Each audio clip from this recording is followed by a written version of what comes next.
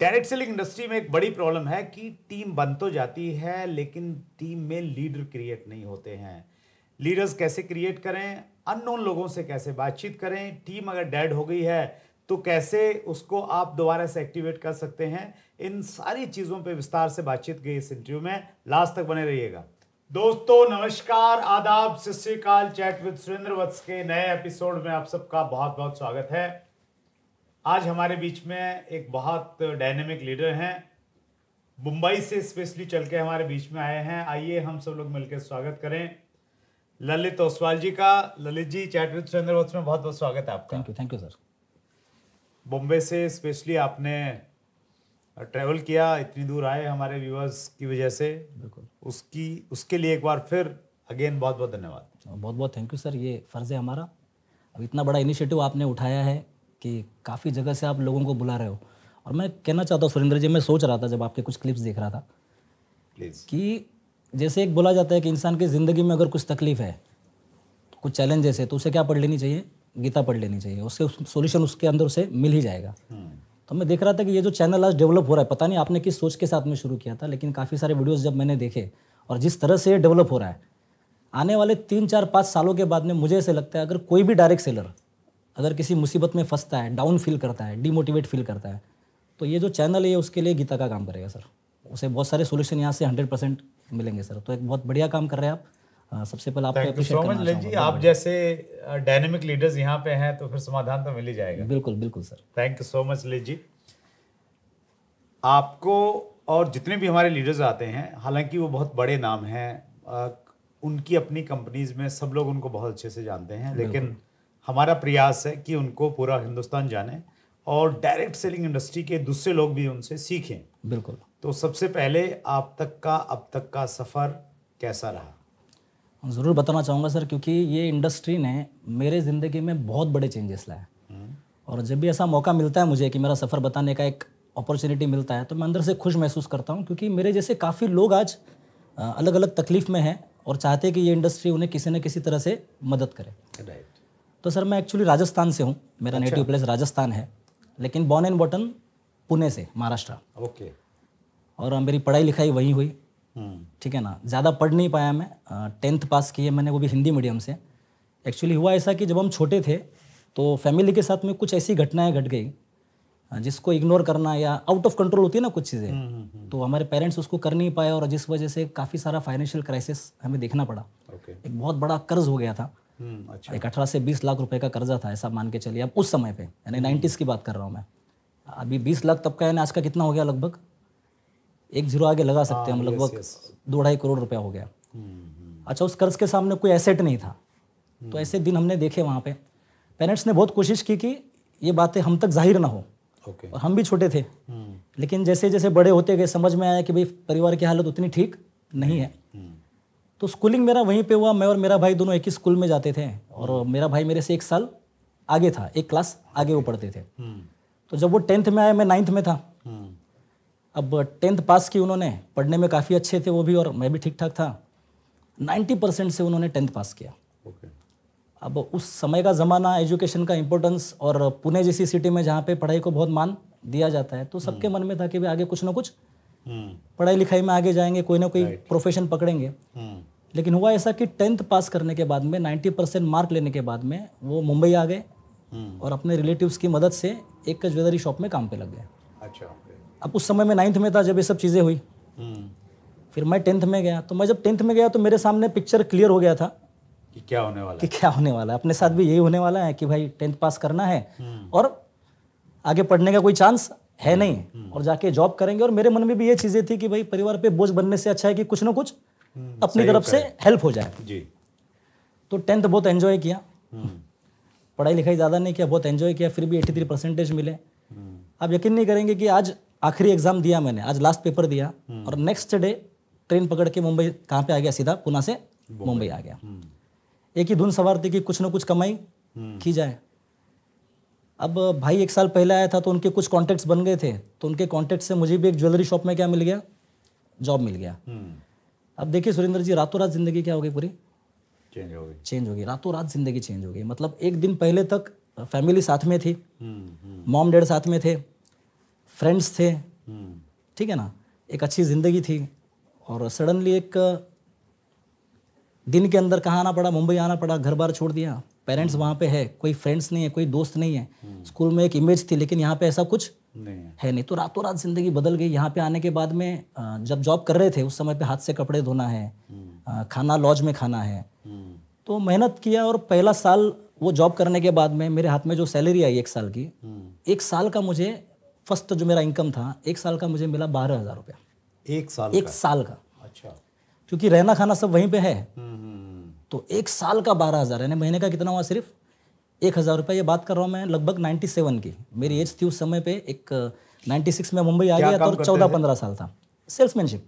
अच्छा। आप अगर ज्वेलरी शॉप देखते होंगे तो उसमें काउंटर के अंदर 2-4 लोग रहते हैं, आप जाएंगे तो आपको अच्छा दिखाएंगे, ऑर्नामेंट्स वगैरह दिखाएंगे, तो वो जॉब था। अब शुरुआत में काउंटर में अंदर जगह नहीं मिलती, वो धीरे धीरे जगह बनानी पड़ती है। तो मैंने सोचा कि 1 साल का यहाँ पे 12,000 मिला है, और अपना जो कर्ज है वो 18 से 20 लाख रुपए है, उसका महीने का इंटरेस्ट भी यहाँ से साल भर काम करके नहीं निकल रहा है। जॉब चेंज किया, वहाँ पे साल भर का मिल गया 24,000। अच्छा। तो एक कैलकुलेशन लगाया कि ऐसे ही चलता रहा तो कहानी सेट नहीं होगी, कुछ ना कुछ करना पड़ेगा।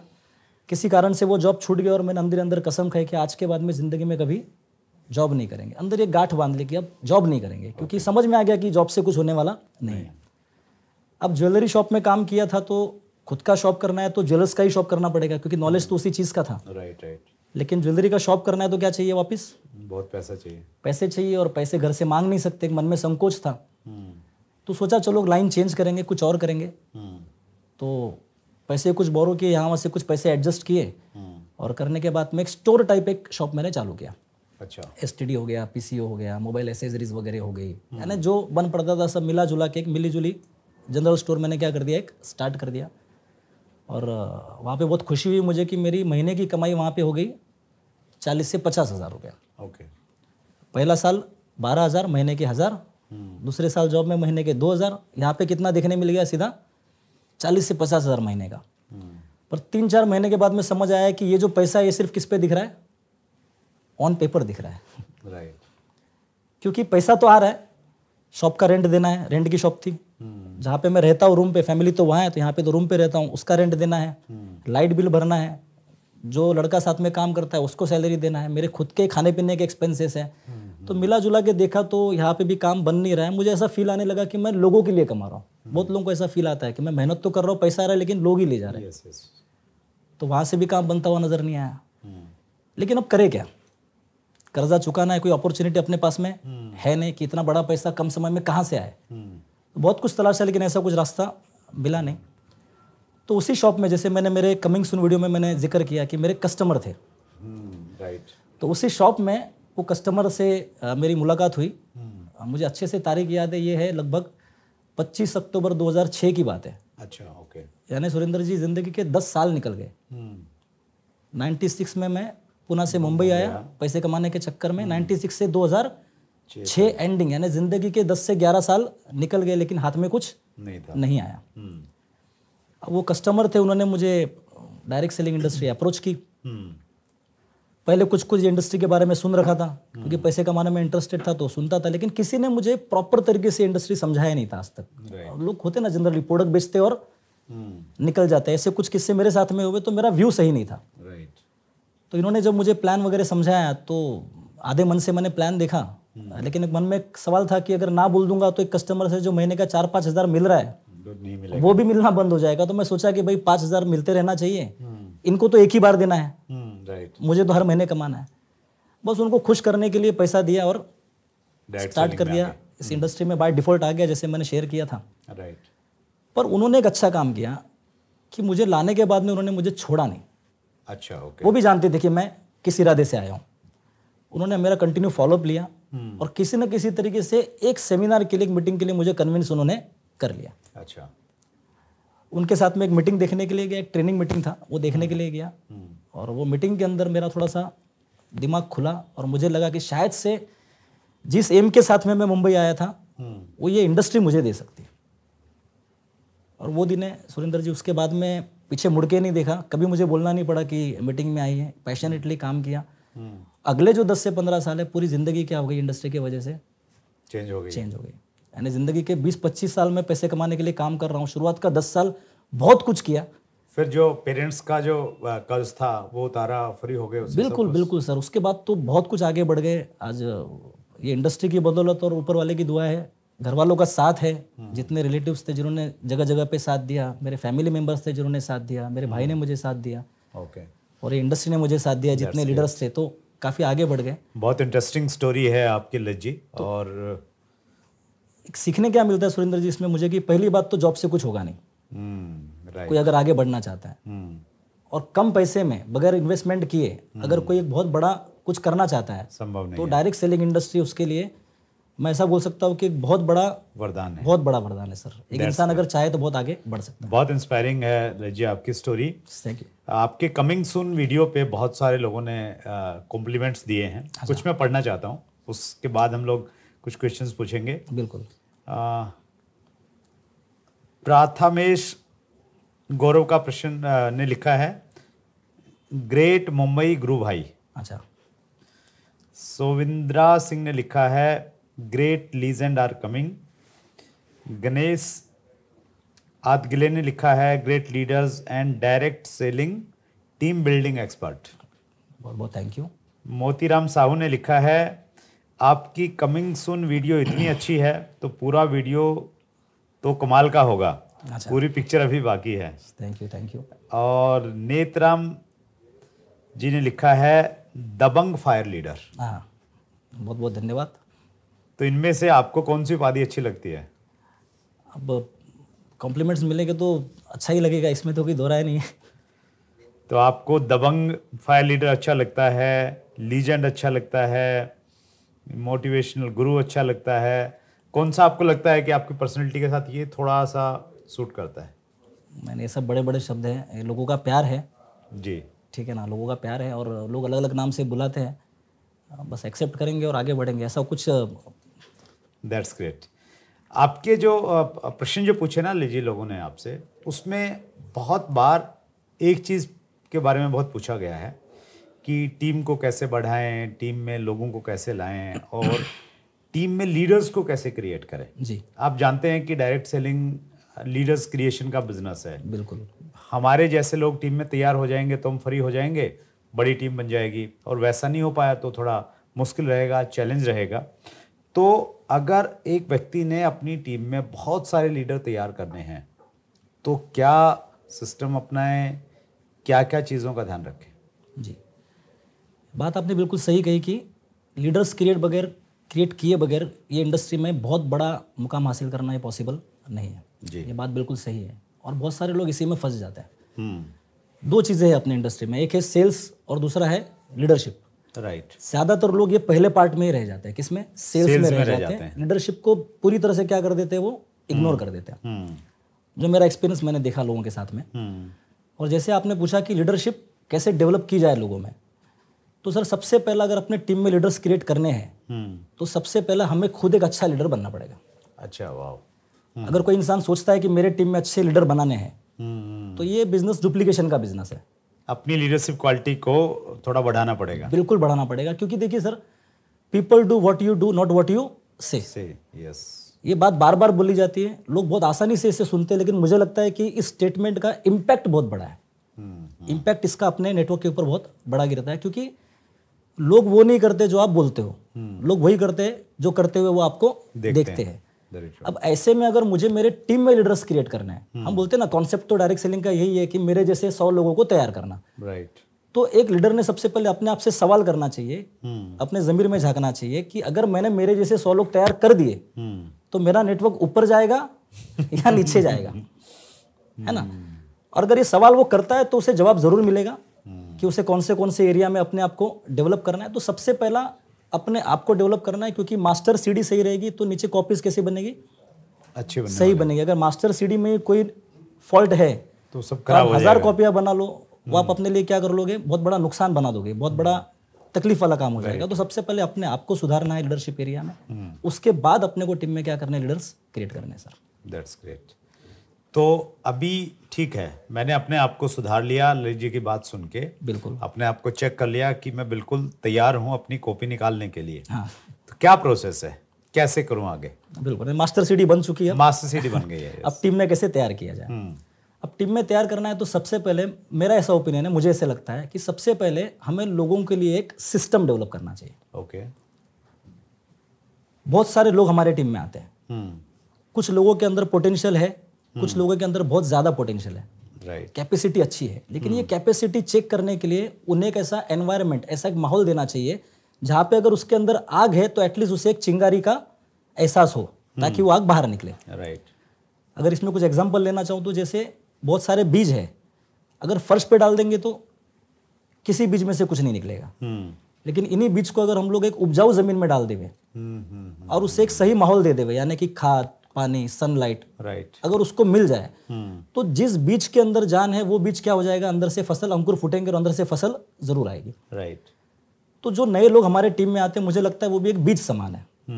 उन्हें क्या मिलना चाहिए, एक अच्छा माहौल, अच्छा वातावरण मिलना चाहिए। जैसे कि हम बोल सकते हैं एक सिस्टम, यानी कि एक वीकली ट्रेनिंग मीटिंग हो, बीओपी सेमिनार हो वीकली, समय समय पे अपने टीम में जो अचीवर्स बनते हैं उनके लिए मान सम्मान देने के लिए सेलिब्रेशन प्रोग्राम हो, जिससे टीम में मोमेंटम आए, एलडीपी प्रोग्राम्स हो, आरटीपी प्रोग्राम्स हो। तो ये सब जो इवेंट होते हैं इसके अंदर लोग आते हैं और उनके अंदर अगर स्पार्क है तो क्या हो सकता है, वो बाहर निकल सकता है। ये सबसे पहला चीज़ कि एक अच्छा सिस्टम अपने लोगों को देवे। राइट।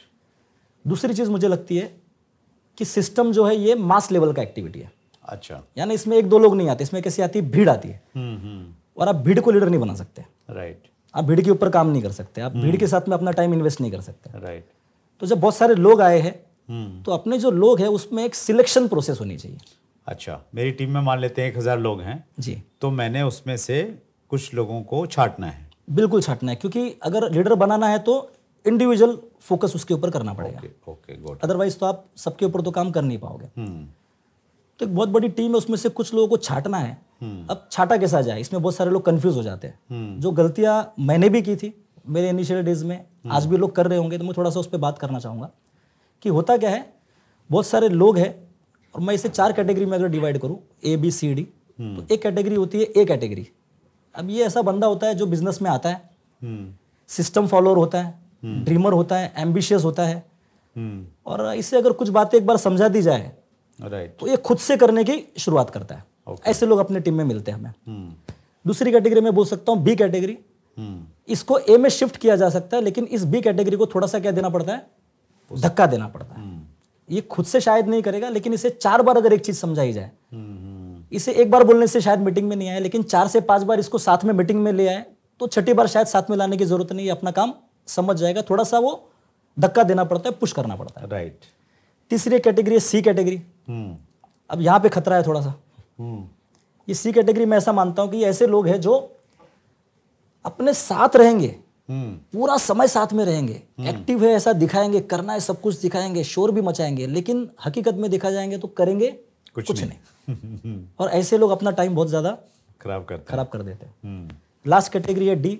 डी से ये डेंजर बन जाता है। डी यानी कि डेंजर कैटेगरी पकड़ता हूं मैं उसे। कुछ लोग ऐसे होते हैं जो करेंगे कुछ नहीं, लेकिन अपने लिए चैलेंजेस क्रिएट कर देते हैं।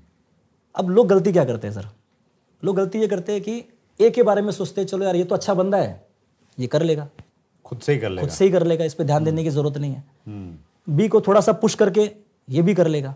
मैंने भी किया था ऐसे ही। जी जी। ए कुछ बिजनेस दे रहा है, बी कुछ बिजनेस दे रहा है, ये अच्छे लोग तो बिजनेस दे ही रहे, मुझे मेरे बिजनेस का वॉल्यूम बढ़ाना है तो मैं काम करता हूँ, ये जो सी और डी है थोड़ा सा इनको मोटिवेट करता हूँ, थोड़ा सा इनको हिलाता हूँ, तो यहाँ से मेरे को क्या आ जाएगा, थोड़ा बिजनेस और आ जाएगा। अब ए को छोड़ दिया, बी को छोड़ दिया और अपना सारा टाइम एनर्जी किसके पीछे लगा देते हैं, सी और डी के पीछे। अब इसमें होता क्या है, सी और डी तो आगे बढ़ने से रहा, ए और बी कहाँ पे आ जाते हैं, धीरे धीरे सी और डी में आ जाते हैं। राइट।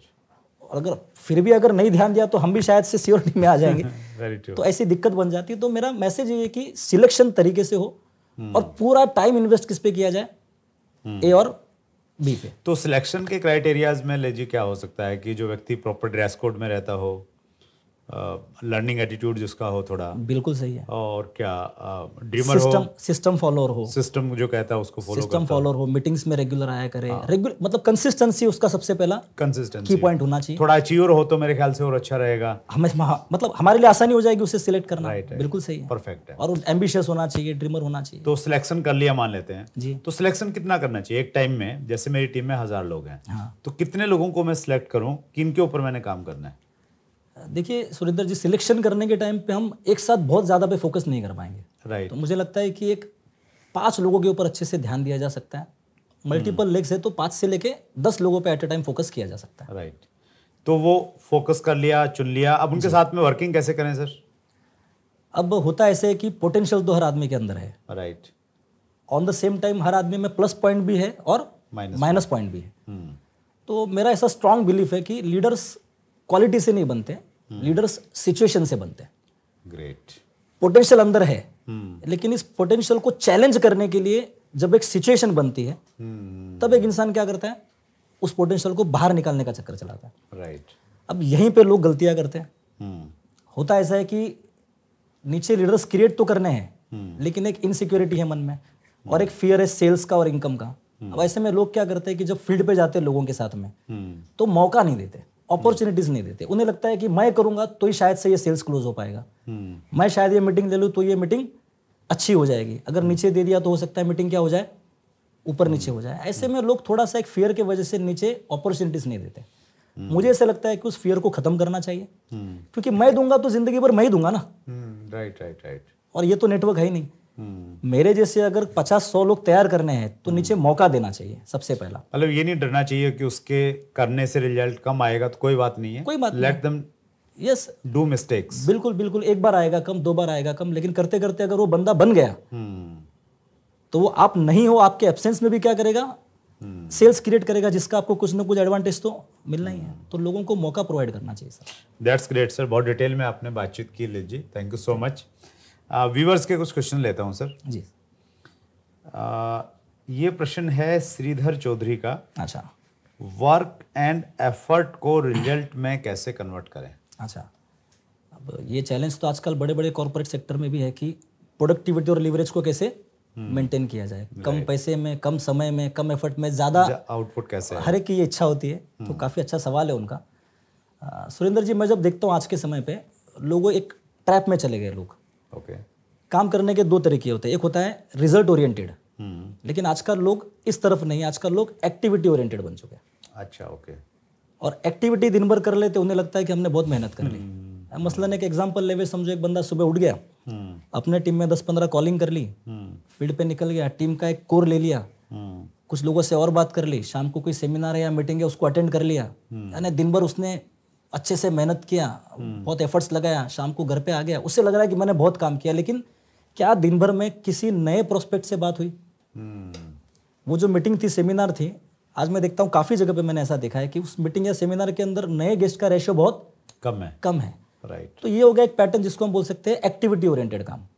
तो मुझे ऐसा लगता है अगर बैक ऑफ द माइंड एक सोच है कि मैं जो भी काम करूँ उसके अंदर प्रोडक्टिविटी मेंटेन हो, ऐसा काम ज़्यादा हो जिसमें लीवरेज करते करते रेवेन्यू जनरेट करने वाला काम अगर बन जाए तो क्या हो सकता है, रिजल्ट ओरिएंटेड काम हो सकता है। अभी कुछ लोग एक्टिविटीज करते, कोई फंक्शन कर दिया, इसके पहले कोई एजेंडा नहीं, फंक्शन के बाद कोई एजेंडा नहीं। राइट। फंक्शन कर लेते हैं, मजा आ जाता है, सेटिस्फाई हो जाते हैं, बाहर आ जाते हैं, लेकिन बात का 2 दिन जो बहुत क्रूशियल होता है उसके ऊपर कुछ काम हुआ नहीं। लेकिन एक प्रोडक्टिविटी मेंटेन करने वाला क्या करेगा, फंक्शन के पहले भी कुछ स्ट्रेटेजीज बनाएगा, फंक्शन बोलो, कैम बोलो, एलडीपी बोलो, उसके बाद की भी कुछ स्ट्रेटेजीज बनाएगा। तो ये जो एक डिफरेंस है कि एक्टिविटी ओरिएंटेड ना होकर किस पे ध्यान जाना चाहिए, प्रोडक्टिविटी पे ध्यान जाना चाहिए। तो मुझे लगता है कम एफर्ट में ज़्यादा रिजल्ट्स मिल 100%। परफेक्ट है सर। एक क्वेश्चन है, टीम डेड को फिर से कैसे एक्टिव करें? और ये बड़ी प्रॉब्लम है एक्चुअली, लोग जुड़ तो जाते हैं, कुछ टाइम प्रोडक्ट खरीदते हैं, फिर प्रोडक्ट भी नहीं खरीदते हैं और हम उनके पीछे लगे रहते हैं कि भैया करो करो करो, और वो बिल्कुल हिलने के लिए तैयार नहीं है। बिल्कुल। मैं इस पे कुछ मेरे ओपिनियन दूंगा सर, लेकिन इस पे मुझे आपका भी एक कमेंट, हाँ, क्योंकि मैं आपकी तरफ से भी जानना चाहता हूँ कि आपके इसके ऊपर क्या ख्याल है। प्लीज। अब टीम डेड होने के बाद क्या किया जाए, उसको एक्टिव कैसे किया जाए? 2 चीज़ें हम लोग डिस्कस करेंगे जो मुझे लगता है। पहली बात तो अगर कोई टीम डेड हुई है तो वो आपको बहुत कुछ सिखा के जा रही है। राइट। है ना। मैंने एक लाइन सुनी थी इंडस्ट्री में काम करते करते कि फेल सक्सेसफुली, यानी कि सफलतापूर्वक हारो।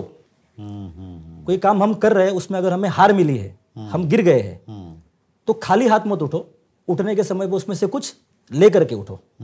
राइट। तो अगर कोई टीम डेड हुई है तो हमें सबसे पहले आकलन करना चाहिए क्यों डेड हुई कि है? मुझसे ऐसी क्या गलती हुई जिसकी वजह से ये टीम डेड हुई। वो जो सीख है वो मुझे लगता है नया टीम बनाने में बहुत बड़ा काम कंट्रीब्यूशन देगी। बहुत से लोग वो सीख लेने के लिए तैयार नहीं है। तो ये मेरा पहला एक बात था। और दूसरा, डेड टीम को एक्टिवेट करना है तो मुझे लगता है यहाँ पे चांस लेने वाला बात है। उन लोगों को अपने लूप में रखिए, मैसेजेस भेजते रहिए, अचीवमेंट भेजते रहिए। कभी कभार उनकी ज़िंदगी में ऐसा कुछ हो जाए कि भाई कोई बंदा दूसरा उन्हें अप्रोच करे और उसे लगे कि यार अगर ये कर रहा है मैं तो ऑलरेडी इसमें हूँ तो मुझे भी करना चाहिए, तो एक चांस लेने वाली बात होगी। या उसकी ज़िंदगी में कुछ ऐसी चीज़ें हो जाए कि उसे अब इस इंडस्ट्री की ज़रूरत है, तो टच में रखिए। आज नहीं कल हो सकता है कुछ ऐसे घटनाएं घट जाए उसके जीवन में और उसे लगे कि भाई मुझे वापस से इन होना चाहिए। तो इस सूरत में डेड टीम को क्या किया जा सकता है, एक्टिव किया जा सकता है। बाकी तो अब मैं आपका व्यू जानना चाहूँ। मैं अगर अपना इनपुट इसमें देना चाहूँ, देखिए अगर कोई टीम डेड हो गई है जी, तो सबसे पहले एक नई टीम बनाइए। वो तो सवाल ही नहीं है। ठीक है, तो उस टीम को बहुत बार है ना हम लोग पकड़ उन्हीं के के पीछे लगे रहते हैं कि यार जाते इन्हीं को मैंने चालू करना है। तो वो एक कहावत है कि मुर्दे को जिंदा करना मुश्किल है, नया पैदा करना आसान है। बिल्कुल बिल्कुल। तो पहली एडवाइस तो यही है मेरी तरफ से कि आप एक नई टीम बनाइए, नया टीम बिल्ड कीजिए और उन लोगों को लगना चाहिए कि भाई आपके बिना भी ये बंदा काम कर सकता है, चला सकता है। बिल्कुल। उसके साथ में जो वो टीम है उससे रिलेशन खराब मत कीजिए। हाँ, वो कहीं इधर उधर चले गए हैं तो कोई बात नहीं है, उनसे एक रिश्ता बना के रखिए। कोई ऐसी बात मत बोलिए जिससे टूट जाए, वो लोग टूट जाए, उनको वापस आने में दिक्कत हो, आपको फोन करने में दिक्कत हो। अपना डोर बंद मत कीजिए, वो थोड़ा बना के रखिए। और दूसरा, वो टीम जहाँ से भी गई है, अगर चले गए हैं एक बार लोग, तो उनकी डेप्थ में आप कुछ ना कुछ वर्किंग आप करते रहिए। डेप्थ में अगर कुछ बिजनेस क्रिएट होगा तो हो सकता है वो देर सवेर वापस आ जाएंगे, एक्टिवेट हो जाएंगे। तो मुझे लग रहा है इन छोटी छोटी चीज़ों का ध्यान रखेंगे तो टीम वापस खड़ी हो सकती है दोबारा। अंतिम प्रश्न ले रहा हूँ ललित जी। जी, ये प्रश्न है राहुल नंदगोनकर का, किसी स्ट्रेंजर्स को कैसे अप्रोच करें? अच्छा, अब ये मुझे ऐसा लगता है कि आपने बहुत सारे स्ट्रेंजर्स से बात किया होगा, ज्वाइन करवाया होगा। किया सर, लेकिन मुझे लगता है कि यहाँ पे एक दो चीज़ों का कॉम्बिनेशन चाहिए। एक तो स्किल होना चाहिए, दूसरा एक एटीट्यूड भी चाहिए। सिर्फ स्किल होना काफ़ी नहीं है। देखिए हर प्रोफेशन में दो तरह के लोग काम करते हैं, एक जो उस प्रोफेशन में है और दूसरे जिनके ब्लड में वो प्रोफेशन है। दोनों लोगों में फ़र्क है। अगर एक फनी एग्जांपल अगर लूँ अगर मैं, तो सपोज कीजिए एक मूवी आई थी तेरे नाम मूवी, अगर देखी होगी लोगों ने, सलमान खान की एक मूवी थी। अब सपोज करो वो मूवी एक थिएटर में चल रही है। अब एक ऐसा बार्बर, एक सलून वाला समझो मूवी देखने के लिए जाता है, लेकिन ये ऐसा सलून वाला है जिसके ब्लड में उसका प्रोफेशन है, पैशनेट है। तो उस मूवी के अंदर क्या चीज़ देखेगा वो शायद मूवी कम देखेगा, सॉन्ग्स कम देखेगा, लेकिन उसका ध्यान शायद से जो हीरो है उसकी हेयर स्टाइल पे जरूर जाएगा, क्योंकि वो पैशनेट है, उसके प्रोफेशन से पैशनेट है। उसका वो चीज़ को नोटिस करेगा और कोशिश करेगा वापस से आके उस तरह से कुछ करने का, एक्सपेरिमेंट करें। एक कोरियोग्राफर जाएगा तो उसका ध्यान किस पे जाएगा, शायद हेयर स्टाइल पे ना जाए, किस पे जाएगा, डांस पे जाएगा। एक म्यूजिक कंपोज करने वाला है, उसका ध्यान शायद म्यूजिक पे जाएगा। तो मुझे लगता है कि अगर प्रोफेशन आपके ब्लड में है तो जाने अनजाने आप एक लेंस, एक नजरिया क्या कर लेते हो, आप डेवलप कर लेते हो।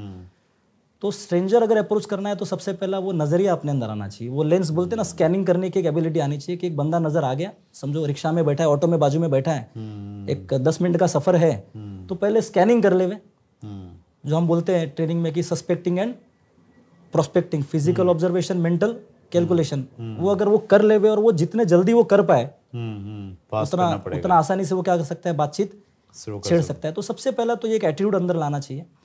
और स्किल तो जैसे हम बोलते हैं कि करते करते क्या होती है, डेवलप हो जाती है, just a matter of practice.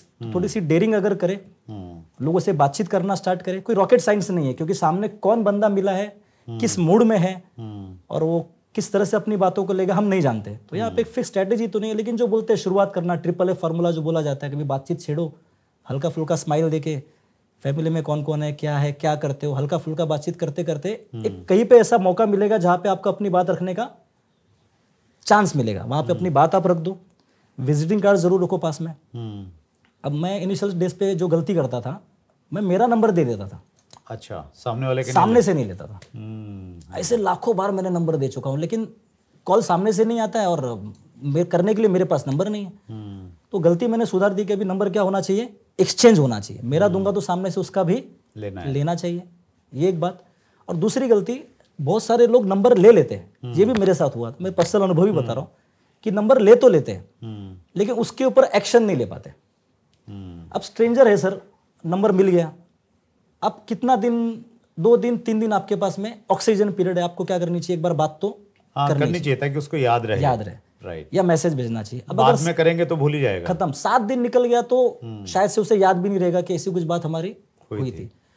तो 2-3 लोग हैं, बहुत सारे लोग नंबर दे करके आ जाते हैं, बात नहीं बनेगी। बहुत सारे लोग नंबर एक्सचेंज करते हैं लेकिन मोबाइल में पड़े रहता है वो नंबर, उसके ऊपर क्या नहीं करते, एक्शन नहीं लेते, और 6-7 दिन जाने के बाद में वो नंबर जस्ट एक डेड हो जाते हैं, कुछ मतलब नहीं रहा उसका।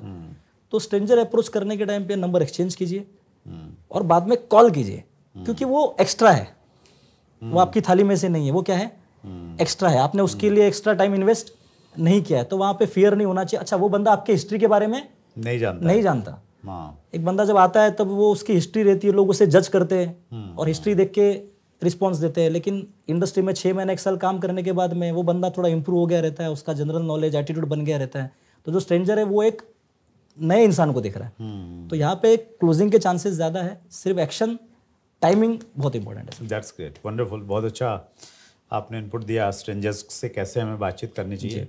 बहुत अच्छा तजुर्बा है आपके पास में ललित जी, और बहुत एंथुजियाज्म के साथ आप बिजनेस को बिल्ड कर रहे हैं। जी जी sir, thank you. Specially Mumbai से आए सर, हमारे व्यूवर्स की तरफ से दिल की गहराई से बहुत बहुत धन्यवाद ललित जी। बहुत बहुत थैंक यू सर, बहुत बहुत thank you. Thank you so much. और ये एक छोटा सा उपहार हमारे व्यूवर्स की तरफ से आपके लिए, please. Thank you, thank you, thank you. So ये थे ललित ओसवाल जी, मुंबई से हमारे बीच में पधारे थे। डायरेक्ट सेलिंग इंडस्ट्री का बहुत अच्छा तजर्बा, और किस तरीके से आप अपने बिजनेस को आगे बढ़ा सकते हैं, टीम में लीडर्स क्रिएट कर सकते हैं, स्ट्रेंजर्स से कैसे बातचीत कर सकते हैं, बहुत शानदार सीखने को मिला। अगले मंगलवार को रात्रि 8 बजे फिर एक बड़ी शख्सियत से मुलाकात होगी। अपना ख्याल रखिएगा, बहुत बहुत धन्यवाद। अगर आपने अभी तक chat with Surendra Vats channel को सब्सक्राइब नहीं किया है तो अभी सब्सक्राइब करें और बेल आइकन दबाना ना भूलें, जिससे आपको आने वाली सभी वीडियोस की अपडेट सबसे पहले मिले और हमारी किसी वीडियो को मिस ना करें। वीडियो को ज्यादा से ज्यादा शेयर और लाइक करके अपना प्यार जरूर दें।